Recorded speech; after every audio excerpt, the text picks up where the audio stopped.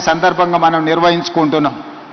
ఈరోజు నూతన ఛాలెంజెస్ని ఎదుర్కోవడానికి పోలీస్ వ్యవస్థని మనము బలోపేతం ఏ విధంగా చేసుకుంటున్నామో ఇప్పుడు రాష్ట్ర ప్రభుత్వం రోడ్డు ప్రమాదాలను కూడా ఒక తీవ్రమైన సమస్యగా గుర్తించినాం.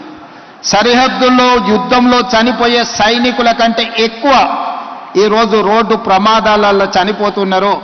మా సహచర మంత్రివర్గ మిత్రులు కోమటిరెడ్డి వెంకటరెడ్డి గారి కుమారుడు రోడ్డు ప్రమాదంలో చనిపోయి ఈ రోజుకి కోమటిరెడ్డి వెంకటరెడ్డి గారు ఆ దుఃఖం నుంచి తేరుకోలేకపోయిండు. మరొక మా సహచర మంత్రివర్గ సభ్యుడు India cricket captain Mohammed Azharuddin కొడుకు రోడ్ యాక్సిడెంట్లో చనిపోయిండు. వారు కూడా ఈ రోజుకు ఆ దుఃఖం నుంచి తేరుకోలేదు. బాబు మోహన్, కోట శ్రీనివాసరావు లాంటి సినిమా కళాకారుల పిల్లలు కూడా రోడ్ యాక్సిడెంట్లలోనే చనిపోయినారు. ఈ మధ్యకాలంలో పోలీసు అధికారులు కూడా రోడ్డు ప్రమాదాలలో చనిపోయినారు. రోడ్డు ప్రమాదం మన తప్పిదం వల్ల జరగకపోవచ్చు, ఎదురున్నవాడు తప్పు చేస్తే కూడా శిక్ష మనకు పడే అవకాశం ఉంది. దీనికి ప్రధానమైన కారణం మైనర్లు ఇంట్లో తల్లిదండ్రులు వాహనం ఇవ్వడం వల్ల రోడ్డు మీదకి వచ్చి అవగాహన లేకుండా వాహనాలు తోలడం. 2, డ్రంక్ అండ్ డ్రైవ్. వాళ్ళ సంతోషం కోసం, క్షణికమైన ఆనందం కోసం వాళ్ళు చేసే పార్టీలో లేకపోతే ఇతర వ్యసనాల వల్ల తాగి బండి నడపడం వల్ల వాళ్ళకే కాదు ఎదురుగుండే వాళ్ళకు కూడా ఈరోజు ప్రమాదం జరుగుతున్నది. కాబట్టి ఈరోజు మైనర్లు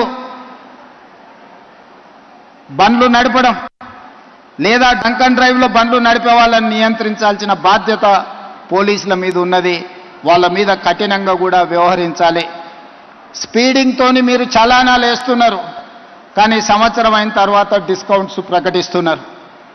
దానివల్ల ఎలాగూ తగ్గిస్తారు కదా, మళ్ళీ చూద్దాంలే అన్న వ్యవస్థ ఈరోజు ఒక సమస్యగా మారింది. అందుకే పోలీస్ సిబ్బందికి శాఖకు నేను సూచన చేస్తున్నా, ఈ చలాన్స్ వెయ్యడం అనేది వెయ్యకుండానే నియంత్రించి వాళ్ళకు అవగాహన కల్పించాలి.